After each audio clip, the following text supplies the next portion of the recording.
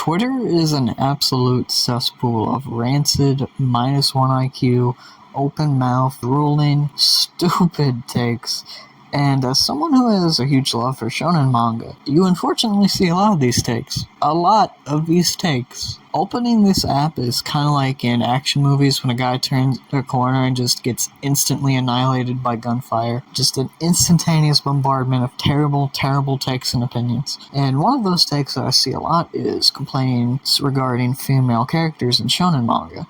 I think that can be attributed to two major things. I'll get the obvious one out of the way. Modern audiences, and in particular Twitter audiences, seem to be incapable of expanding their horizons beyond anything they either grew up with or what's new and available on the Shonen Jump app. It's a thought process that is incredibly worrying, seeing so many people profess a love for the art form, yet seemingly unable to go and further explore the beginnings and foundations of it.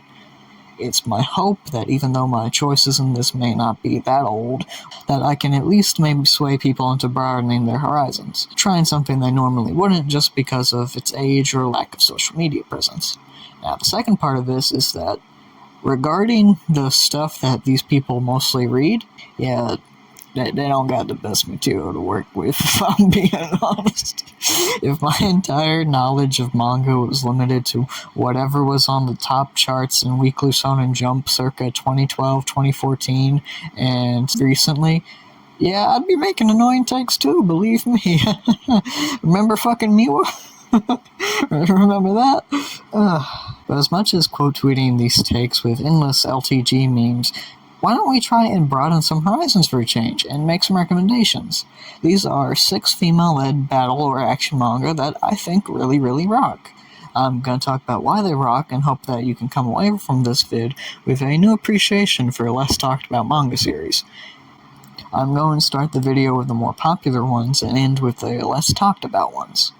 And I'd figure, with all this love for fantasy anime brought on by stuff like Frieren or Mushoku Tensei, I'd start the vid with one of the best fantasy manga I've ever read, Claymore. Claymore is one of my all-time favorite manga, and a lot of that can be attributed to just how beautiful the art is. I don't think there has been a prettier battle manga in recent memory. Stuff like Claire's final goodbye to Teresa, or the monsters coming over the hills during the war in the north to the defeat of Rigardo, and so much more. Norihiro Yagi is a genius at making moving, haunting, and just amazing images to look at. His creature design is so unbelievably detailed, on par with the likes of Miura or Shimabukuro. Awesome stuff all around here, combined with great action paneling that provides for these amazing, thrilling, and desperate fight scenes. And Claire herself, the main character, is amazing to read about. The journey she goes on and watching her slowly grow stronger and kinder as opposed to the jaded woman she was after her is very moving.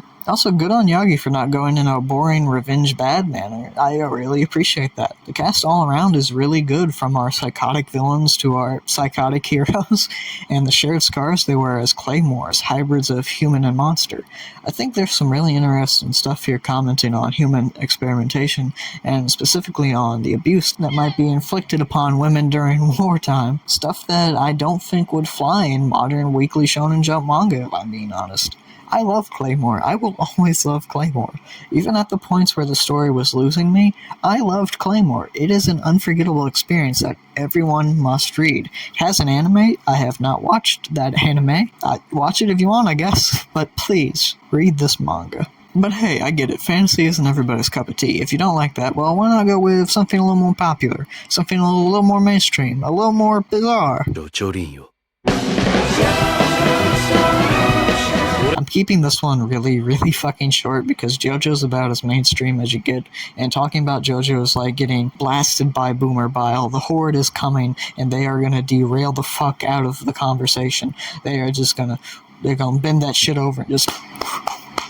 JoJo Part 6 is my second favorite part. I love Jolene as a character. I love how she initially starts out a lot more selfish and mean-spirited than a lot of the other JoJos, and grows into a kinder, stronger person, determined to do the right thing for the world no matter what happens to her. Araki has fully and expertly condensed the battle shonen formula into a highly efficient vehicle, delivering maximum thrills at high speeds. The supporting cast is amazing, has probably my favorite fight in the entire series. Rocky's art is really awesome here. He's experimenting with body horror and action paneling in a way that is unique even for him. It's awesome. I love it. And that's all the time to talk about that. Let's talk about something less well known. Something abnormal. Medaka Box is a wild, wild ride. Written by Nisio Isin of Monogatari fame, Medaka Box is a celebration of manga. Almost every genre of manga gets a love letter in the form of the mini arcs in this series. From battle shonen, high school gag manga, romance, that's about it, but still. I love Medaka Box. From the wild art using heavy, thick lines and dynamic poses, to the consistently funny characters, and a power system that seems to keep fucking changing. This power system has more DLC to it than a goddamn Ubisoft game. This shit is amazing. Holy shit, there are about 7 different power systems at play by the end of this manga, all of which are relevant, including the fucking wordplay one. Medaka herself is a wonderful character. You thought Gojo was an interesting take on the most powerful character trope? Wait till you read Medaka Box. One of the antagonists literally has every single ability and counter ability. I am not kidding. Read the damn pages. Look at this. And even she will not step up to Medaka because she's the main character and will therefore immediately win no matter what. I know meta writing can be bothersome to some, but it really is done extremely well here. But Medaka's not just an empty gag character either. She carries a really interesting arc of trying to find herself in a wild and crazy world and learning to non-tribe bear everything on the weight of her shoulders. Senkichi rocks too. I love his relationship with Medaka. Also has Kumagawa, my favorite antagonist in anything ever. I love this guy. Medaka Box is an absolute delight in every way, shape, and form. Please read Medaka Box. You won't regret it. It is the best meta writing has ever been. An honestly moving story about adolescence. Medaka Box is about a character who can do anything, but what about someone who could be anything? A daring female reporter, a speeding motorcyclist, a cute cowboy, a fabulous fry cook, or some other shit. I don't know. I'm talking about the one and only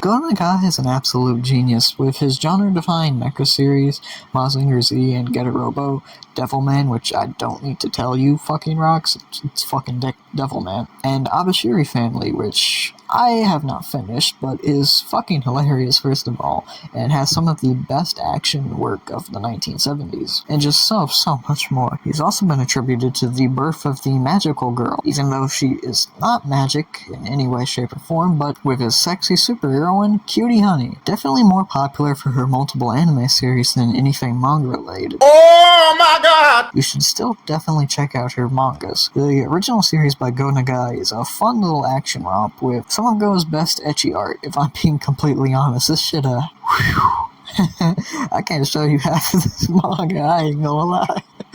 But it's worth it solely for the bits of really good character development for Honey and the little funny comments she says throughout.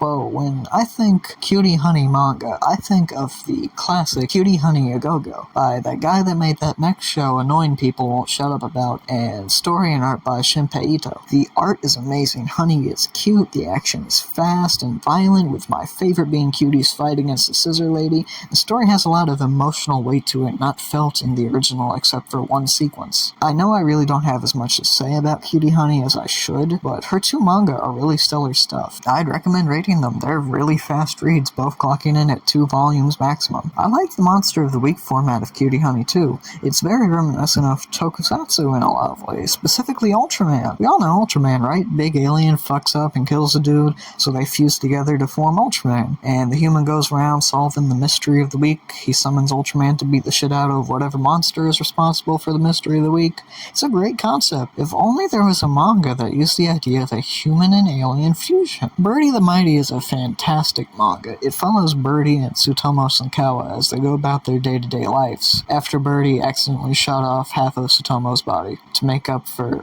Birdie being a woman cop, and to save Tsutomu, I guess. The two are fused together. I fucking love this manga. It's probably one of the best detective manga I've read. Yes, detective. While there is action, and damn good action at that, the majority of the series is Birdie and Tsutomu investigating and following leads on intergalactic criminals like Gomez and Christina Revy, and so on and so forth. It's an absurdly tight balancing act of so many plot threads and warring factions and little ideas that slip in and out of the plot. And it all gels together fantastically. Tsutomu and Birdie are so much fun together. First at odds and reluctant to help, Tsutomu growing into caring and passionate friend of Birdie's and determined to protect his friends and planet, and Birdie herself going from conflicted with the official bureaucratic method of the police force and her inner kind fragile self. It's very good stuff, and they have this fantastic buddy cop duo. Action is sparse, but pretty tight and well crafted. The only fight I felt disappointed by was a battle against an admittedly generic villain. But speaking of villains, the major two villains in the manga, Gomez and Christina Revy, are absurdly well written. Gomez himself is an amazing character, almost a sort of mentor to Birdie, and this ominous threat where you can never tell what he really is planning. The gags revolving around Tsutomu and Birdie trying to deal with each other's differences in the same body is so earnestly funny that you'll have a smile on your face beginning to end of the manga. Birdie the Mighty is a manga I recommend to anyone who wants something a little different from the non-stop action mangas out there, and wants something with a little more balance of, I will admit, a lot of this video came solely from just being mad. Mad at tweets I don't like, mad at takes I hate, mad at this tweet specifically. What the fuck? But I do genuinely hope that in making this video, I can get people to try to expand their horizons in multiple different areas they normally wouldn't flock to. And hell, there's a lot more out there I didn't even talk about. Stuff like Abashir Ika, Devilman Lady, Soul Eater, Gunsmith Cats, Teppu, Gun M, and so on and so forth. I hope at the very least this leads to more people checking out more great manga, if nothing else. This is all I got for y'all today. I got some more stuff in the works for the future. Peace, y'all.